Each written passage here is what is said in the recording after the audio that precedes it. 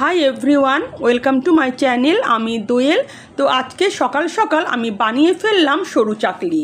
এই সরু চাকলি কিন্তু আমি খুব সহজভাবে বানিয়েছি। এতে আমি না চাল ভিজিয়ে রেখেছি, না চালটাকে আমি পেস্ট করেছি, শুধুমাত্র চালের আটা দিয়ে আমি কিন্তু বানিয়ে ফেললাম দারুণ মজাদার এই সরু চাকলি। তো চলুন আমার কিচেনে রেসিপিটা শুরু করি। একটা মিক্সিং বোলের মধ্যে আমি এক বাটি চালের আটা নিয়ে নিলাম। কোনো জিনিস বানাবার আগে যদি সেই জিনিসটা কোনো কাপ বা বাটির মধ্যে মেজারমেন্ট করা হয় তাহলে কিন্তু সেই জিনিসটা পারফেক্ট হয়। তাই এখানে আমি কিন্তু একটা বাটির মাপ করে এক বাটি আমি চালের গুঁড়ো নিয়ে নিলাম। তার মধ্যে দিয়ে দিলাম হাফ চামচেরও কম একটু নুন।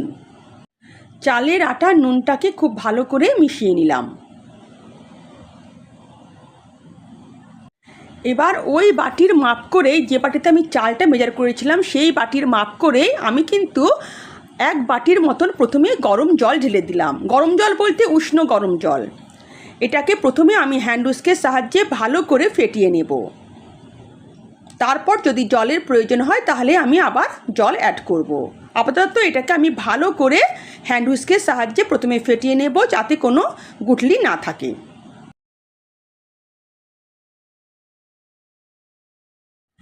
চালের আটাটাকে খুব ভালো করে ফেটিয়ে নিয়েছি এখানে। তবে এটা কিন্তু অনেকটাই ঘন আছে। এখানে আমি আরও একটু জল অ্যাড করে দেব এই বাটির মাপ করেই। এক বাটি জল দেওয়ার পর ব্যাটারটা কতটা ঘন আছে সেটাই আমি আপনাদের দেখাচ্ছি। দেখুন অনেকটাই কিন্তু ঘন আছে। তাই এর মধ্যে আমি আরও হাফ বাটি জল কিন্তু অ্যাড করে দেব। না হলে এখানে কিন্তু সরু চাকলি পিঠেগুলো খুবই মোটা মোটা হবে। তাই আমি হাফ বাটি আরও জল অ্যাড করে দেব। আর অবশ্যই সেটা কিন্তু গরম জলই হবে। এর মধ্যে হাফ বাটির মতন গরম জল আমি অ্যাড করে দিলাম। তারপর আরেকবার আমি ভালো করে হ্যান্ড হুইস্কের সাহায্যে কিন্তু এটাকে ফেটিয়ে নেব। এবার কিন্তু আমার সরু চাকলির পারফেক্ট ব্যাটার কিন্তু রেডি হয়ে গেছে। এটা একটু পাতলা হবে এই ব্যাটারটা।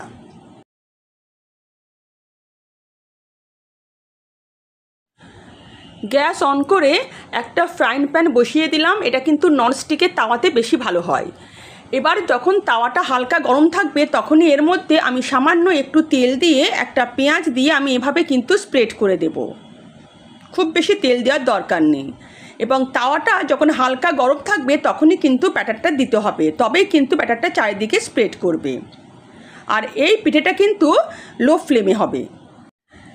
তেল স্প্রেড করার পর আমি হাফ বাটির মতন ব্যাটার নিয়ে নেব এবং তারপর এভাবে আমি ছড়িয়ে দিয়ে চারিদিকে স্প্রেড করব। এখানে তাওয়া কিন্তু হালকা গরম থাকবে, খুব বেশি গরম হলে কিন্তু এভাবে স্প্রেড করা যাবে না। তাই হালকা গরম থাকতে এভাবে কিন্তু ব্যাটারটা দিয়ে স্প্রেড করে দিতে হবে চারিদিকে। এরপর এটা কিন্তু লো ফ্লেমে কিন্তু সরু চাকলি পিঠেটা হবে। ব্যাটারটা তাওয়ায় দিয়ে 2-3 মিনিট কিন্তু অপেক্ষা করতে হবে।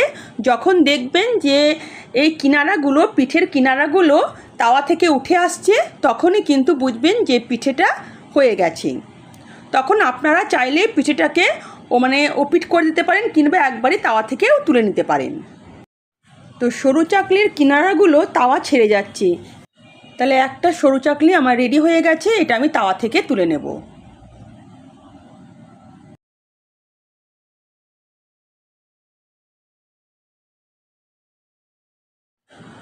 আরও একটা সরু চাকলি পিঠে আমি করে দেখাই। প্রথমে আমি এভাবে তেলটাকে স্প্রেড করে নিলাম, তারপর আমি ব্যাটারটা দিয়ে দেব।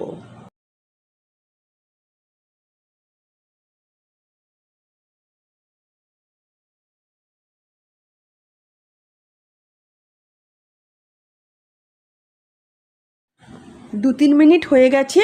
পিঠে দেখুন কিনারা কিন্তু ছেড়ে দিচ্ছে তাওয়ার। পিঠে কিনারা ছেড়ে দিয়েছে।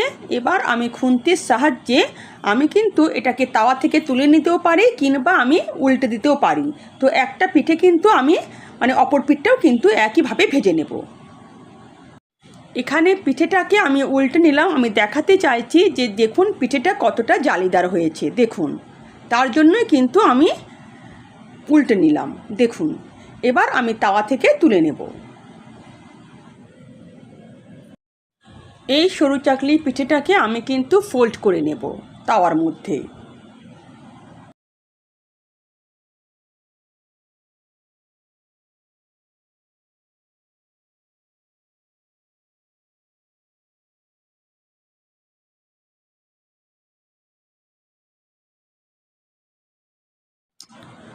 তো এভাবেই আমি বাকি সরু চাকলি পিঠেগুলো করে নেব। আর সরু চাকলি পিঠে নলেন গুড় দিয়ে খেতে কিন্তু অসম্ভব মজাদার লাগে। এটা আমি নলেন গুড় দিয়ে খাবো, তাই আমি নলেন গুড় দিয়ে এটা পরিবেশন করে দিলাম। একটা সরু চাকলি পিঠে আমি ছিঁড়ে দেখায়, দেখুন কত নরম তুলতুলে হয়েছে। তাহলে আর চাল ভেজানোর কোনো ঝঞ্ঝট না করে শুধুমাত্র চালের আটা দিয়ে এইভাবে আপনারা বাড়িতে খুব জালিদার সরু চাকলি পিঠে করে নিতে পারবেন।